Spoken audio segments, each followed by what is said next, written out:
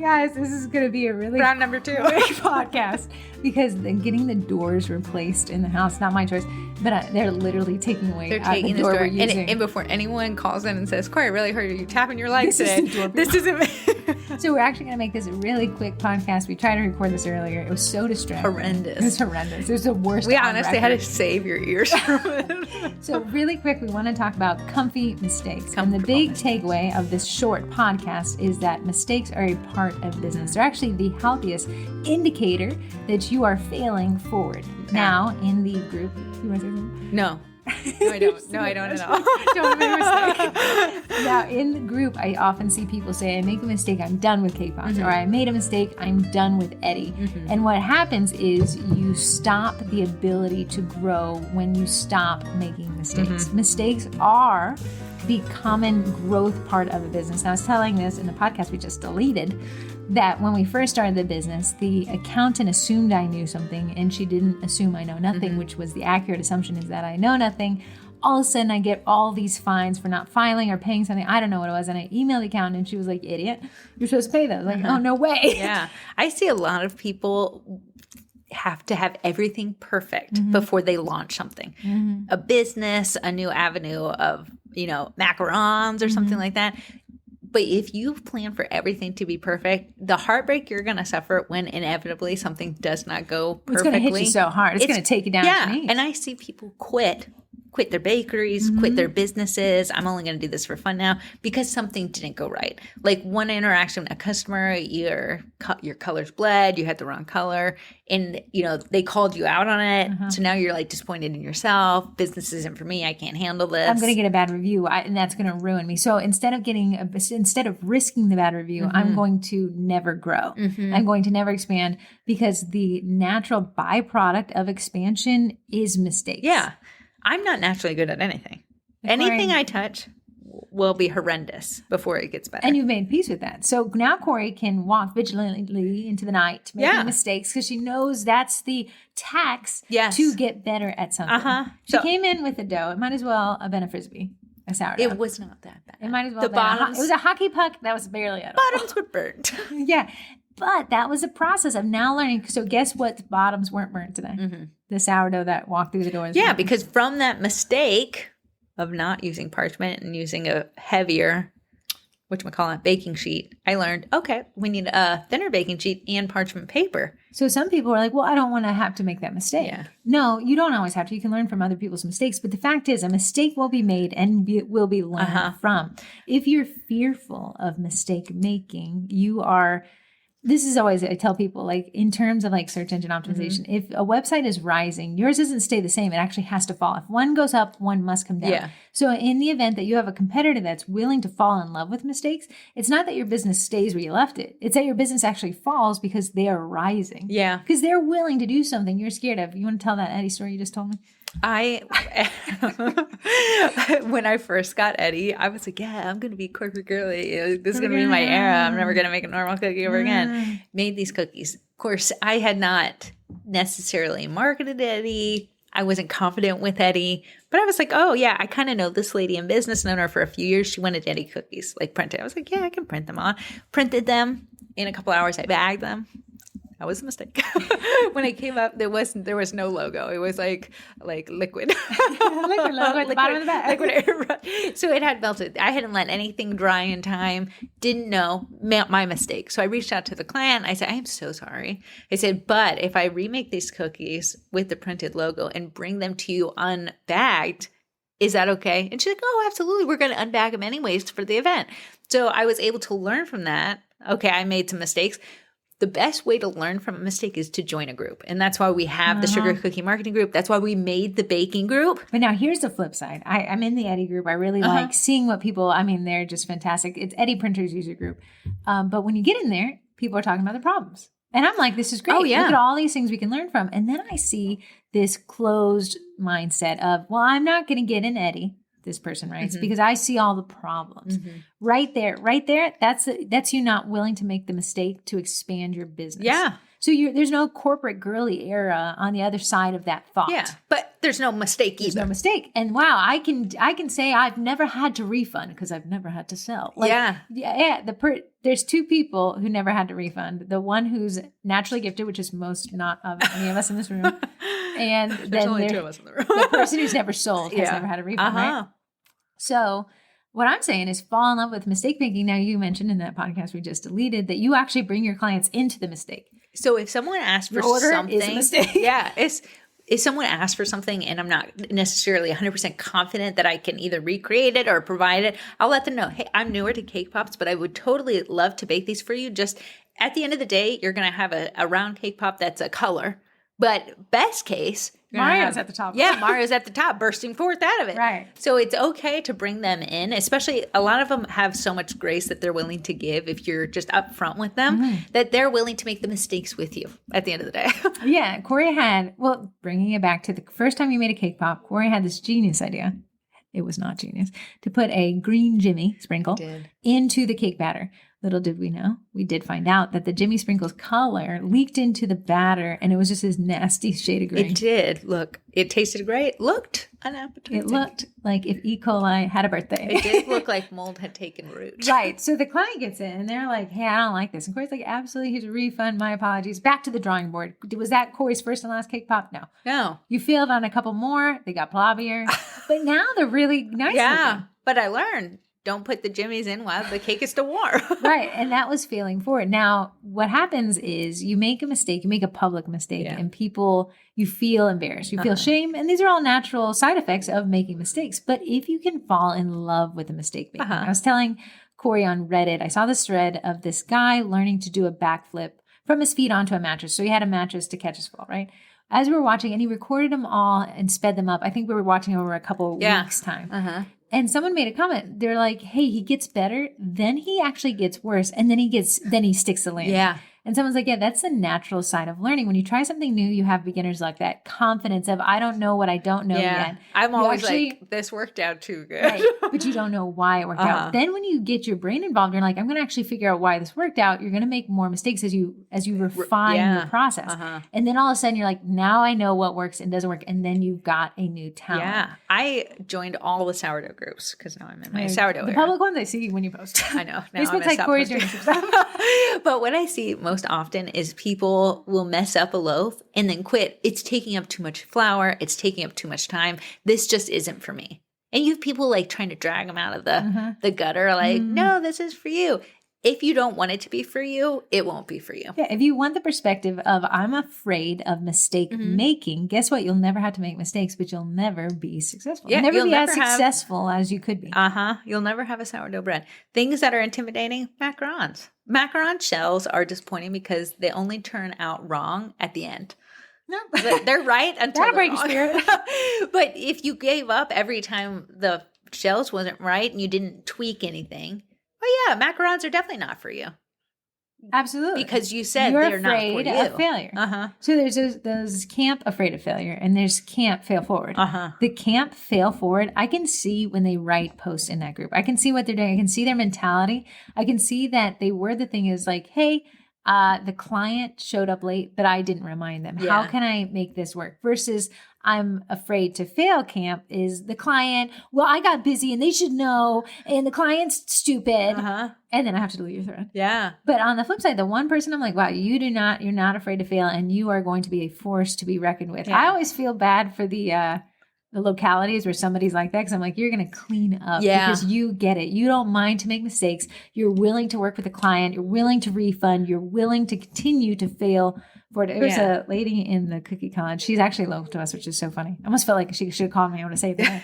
But she was like, yeah, I've listened to the podcast. I saw the twins' funny post where they go to class and they didn't bring the icing. She said, you'll never guess what I didn't bring when I got to class an hour from my house. That's hilarious. But you know what she said she said, hey guys, I am so sorry. Can we redo this? I think she might have even rescheduled Oh, really? it. Something I didn't get what the recourse was, but either way, she was like, everyone was so forgiving. Yeah.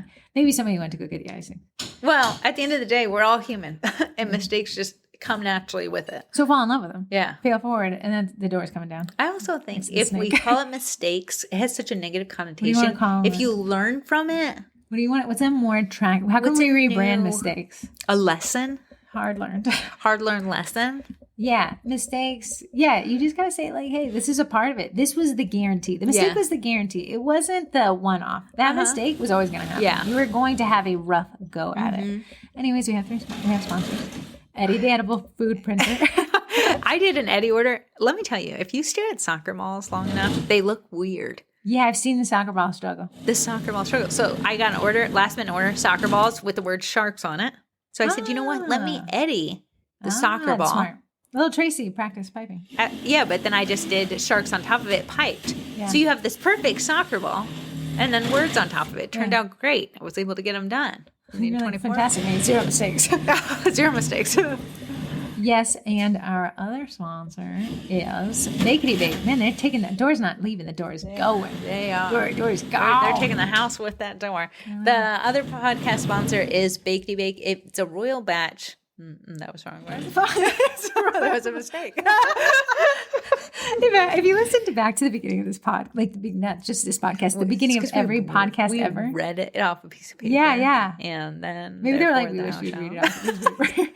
But Royal Batch by Bakety Bake is a meringue powder that has everything you need not to make mistakes. And everything. If I you're love it. struggling, if you find that the current meringue powder you're using is out of stock and you're willing to make that switch And listen to learn From- to make from a mistake. if you're willing to try something out, I think you'll actually be really happy switching over to Bakety Bake. A lot of people who try it will say, oh my goodness, how did I not? And then some of you guys will try it. It didn't work for me. There was something I'm never going to use it. This is trash. But you can save 10% by using code TWINS.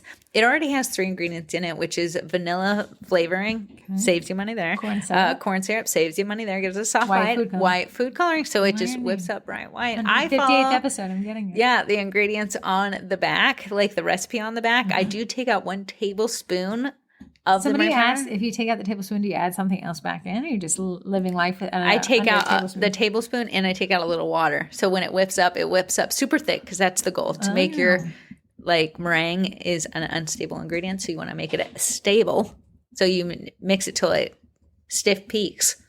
Then you add your water. Oh. Yeah. Because you can overmix it. I lost you. Make mistakes. Lost you. You guys more interesting with knock the door. on wood. I've never overmixed. Knocking on wood. That's all this podcast Yeah. is. I've never overmixed icing. I've forgotten Never. meringue powder. Listen. This podcast is on making mistakes. Never have, ever. Corey's never had an icing bleed. She's never had a butter bleed. I have icing bleed even to this day. Why? The humidity. Humidity. I know you Too get much a little water. sad when it gets warm outside because your Yeah. icing bleeds. The room that I make cookies in bakes all day. The room itself. It's warm. It's hot. Oh. So that's why I had to get a air conditioning unit. You That's are a spendy McSpenderton. Spending My grandmother loves loves Dyson stick vacuums, and for good reason. They are so agile, mobile. Let me just talk about the pluses. I don't Tactile. own one till today. Yeah, so Ruth Ann buys a Dyson. Turns out she wanted to replace the exact one she had, but had bought one that difficult little lady. Yeah. Right? So they were going to go return it today. Corey's like, let me get a look-see at it. Let me take a peek in the box. Yeah, so I'm like, I'll go get it out of the car. And Ruth Ann's like, she doesn't know. I said, no. The way she worded that, she's already bought in her mind. Listen. Buys it off of my grandma. This is your first Dyson. Yeah. Picking up for Spion. I am going to. Here's the thing. I've been connected to the wall with a cord forever. Your second life starts with a cordless stick vac. You I lose am, suction, right? you lose, but your agility, the ability to just grab and go. Here's the thing. Customers come just to the one floor, just into the door. I don't want the dust bunnies rolling as they approach. Yeah. It has that laser sight on it. That'll wake you Yeah. up. You think you're clean until that laser. The I know, green but laser. I do love the vacuums I have now. But what if I just had this little You're one gonna, just you're to going to find that you hit the only reach for spots? it. Hit the spots. I want you to turn the lights off. I want you to vacuum at night. I want that green laser to guide Okay. you. You're going to be horrified. Horrified. But I vacuum all the time. You're going to be horrified. I know. It's wild. Here's a wild thing about Dyson is she's only had it 3 years.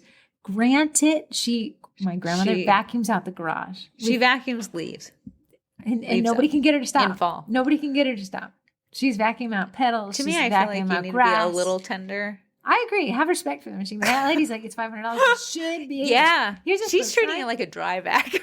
Yeah. Here's the flip side. She has an Electrolux. She got on it. We did the math in the Chick-fil-A line yesterday. An Electrolux vacuum. She got on her 25th wedding anniversary. They were married for 60 years. And he's been dead for 10. Wow. So we're how old is it? 40-ish years. But you said that thing. The thing is it looks like it's been through a war. Yeah. But it vacuums like it has a job. Really? Yeah. Is it a bag? Is it a bag? It's bagged canister. Like it's a bagged when you have the little. It's impossible to move around. It's ridiculously heavy. It's like heavier than the core of the empty earth. out the bag, or is there a bag in the bag that you toss the bag? The whole thing, the whole guy. I don't even get how she can move him around. He's so heavy. That's so funny. It's like as if I have to carry Ray, your dog, around while I'm vacuuming. I know. Then that's just you can't do the stairs with it. So, no way. No. Not unless you wanted an early grave. So that's what I was Dyson like. I really stick, wanted something for the stairs. It's so hard. I know that Dyson stick. It'll do it. And just so you know, like, I don't know, this blew my mind, this really simple concept. You know how they have the Dyson motor, right? The canister. Yeah. And then you have that pole. You don't actually have to use a pole, so you can make them a really squatty vacuum and just do the stairs that way. Oh, really? Yeah, woke my life up. Like that stupid thought of just moving out the plastic. Dusting all the time. Yeah. I think I'm going to love them. I would love to know your feedback. You know I'm going to love it. That'll be your twinters. Do you have a twinters this week? Is my Dyson. The Dyson that I purchased just before mine is the doors. Just kidding. I would never buy doors. I think even I said no, sometimes you need doors. You need them, but the ones that were there were doing their job. But there's some places I've lived in, the doors are not dooring. They're literally a piece of paper that latches sometimes. Hello, Rip. That takes us through it's only been 16 minutes. Woo!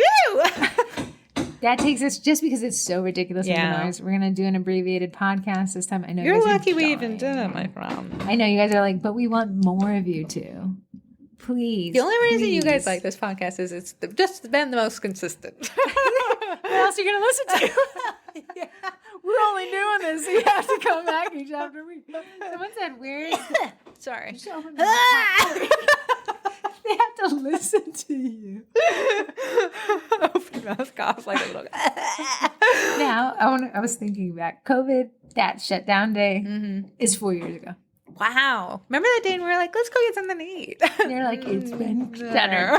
Okay, but we went for 2 years with people not open mouth coughing. Yeah. They figured out a way. You know, like when you used to sit in church and you just would listen to the coughs? You didn't need... Turns out that was all made up. I, for 2 years, would run out of the store and cough in the outside. Yeah, but at lunchtime center, you're like... now we're free open mouth. I was literally passing by. But now everyone's back to open mouth. I know. I hear it in the sneezing. I can't walk to a sneeze cloud. I gotta go to another one. If me and Heather are walking in the mall and she witnesses a sneeze, we will have it is bizarre. You would think that there was like a portal that we couldn't pass through. You know, we will walk around the sneeze cloud. It's not because I'm even afraid of COVID. When I get a head cold, it takes me to my knees. It wipes me out. It's 3 days, no working. Do you, as someone sneezes, you know, I think the tainted area gets farther out. Like, does your circle? Oh, we gotta leave the store. We gotta go outside the mall and go back to Macy's. I don't know why. I just can't help it. So I was watching a TikTok, and it was a guy. He was a doctor, and he was telling you when you're in the operating room. Of course, we were all passed out. What if you have a sneezing there? So the little attending nurse, of course, it's just him acting as two different people. Yeah. The attending nurse says, "I need to sneeze," and turns around, and the doctor says, "Why would you have just sneezed on me?" And the attending nurse is like, "But I didn't. I turned around." And they were like, so now he's a third person explaining the argument. And he was like, when you have a mask on in the operating room and you sneeze into it, the particulates bounce off the mask. So you actually have to come sneeze. Back to this little... Yeah. So he says in the operating room, you sneeze toward the patient because it'll actually put the particulates... Oh, my goodness. Why are there even particulates getting out of there? It was not. I do not know. I didn't want to tell you this. I will wake up from my surgery of an open mouth cough sneeze and walk out. I didn't want to tell you this because I know you're so weird. But when we were eating 2 weeks ago at CPK, a little kid behind you. I know. I felt on the back of my neck. Threw up. Oh my god. It just bubbled out of his mouth onto his chest, onto the table. The mom freaked out, pushed the other kid out to go This is happening behind me? Yeah, you were just talking through it. But I didn't. I knew if I said, that kid just threw up. you would die. I would lose a lunch in more than one way. Good losses. Yeah, I don't know what happens in the back of my brain. I think because I get so sick with just the common cold that I now have this like. This is, if we're just nitpicking. Okay, go ahead, man. You have this thing that in your mind, if you don't say it, and it goes unsaid, like someone cannot stop a sneeze. But if someone sneezes in your car, you'd be like, did you sneeze into your hand? And then you'll... Okay, who are you referencing? Lower your the son. window. Your son. A sneeze is natural. Okay, I want to be honest. This problem I've had has been a long-term thing. This has been who I am. Where you roll down a window thinking that the Corey and I wind will take the sneeze out? I don't know. As long as it doesn't touch. Corey and I, a couple years ago, I come to pick him up for our annual beach trip. She wants to bring her kid with her. As soon as his butt, I don't know what happened. As soon as his butt gets in my car, he starts snot nose dying. The dude is fighting. He literally caught a cold from walking out of the house and hopping into walked into somebody's open sneeze and he proceeded the entire trip to. And I was like, Heather, listen, he's like 5 at this time. You gotta let him blow his nose. But every time he had a little sneeze, Heather's face. I tried not to show it to him. I saw that. I saw both of you two. Hey, you are the most annoyed by your own son. Open mouth coughing. I can because I birthed him. When I get sick, I take less space. Yeah, you disappear. Yeah. I'll be like, what happened to Corey? And we're like, oh, she passed away. We just never know. My grandmother expands. My husband? Everywhere. Here's the craziest thing. And I didn't want to tell her this. She got sick a couple weeks ago. And I'm like, you are not washing your hands enough. But I didn't want to say that because it makes me look like So I got these Lysol sprays. These little pocket ones. For your hands? No, they're like surfaces? Surfaces. And I read them. It's like things must be drenched. And you must let it sit for 3 minutes. Drenched in the sneeze or drenched in the spray? Because it was probably drenched in the sneeze. So every time she would walk outside, I would just spray every light, every place she was sitting. Did you end up getting sick? No, I didn't. So it's only reaffirmed. Then she was like, hey, do you want to use my car and go to Chick-fil-a? And I said, I'm so sorry for what I'm about to do. I said, I will be happy to drive your car, but I'm going to have to spray it down. Why didn't you take your car? She didn't want to get one. You didn't want her in your car with her germs. Also that. Maybe both. My husband we've never eaten dinner on the coffee table. That'd be weird. Never. No, but I come home. Your knees have your place. Come home. In his sickness, is sitting atop the coffee table. One, I don't even think I can hold his weight. Sitting on the coffee table? Mm-hmm. Eating. Barbaric behaviors. Yeah. You've never sat There's so many chairs. Yeah, so why are we taking up more space? I said the more places your body goes. He was sitting on the coffee table next to the piano bench? The one behind my computer. So he was literally breathing onto the back of my head. So I said, the more places you take up. Because he wanted your attention, but you went about it the wrong way. Yeah, I want you to take less space. Yeah. I am cleaning now twice as much because your body is everywhere versus in the one place. You do have a germ problem. I don't want to get sick because when I get sick, the house still demands me. Mm-hmm. When they get sick, I just count them. One down, one man down. One less place going up. When I got COVID one time in the 4 years that everyone was getting it, I was like, let me shrink. Let me not infect this house. So I'm like, hey, I'm not going to come downstairs while somebody's here. They never left. And I was like, finally I had to send a text. Like, I am starving. I said, a pizza will be arriving. Did you want them to leave food at your door? I wanted them to leave the house. I would have sprayed myself down, but I couldn't get out the room. Mm-hmm. So I said, a pizza's arriving. If one of you will, toss it, prison slide it under the door, that would be great. That was ridiculous. Anyways, so don't make mistakes and get sick. Don't make a mistake of sneezing in my vehicle. Okay, that was good. Gotcha. Bye.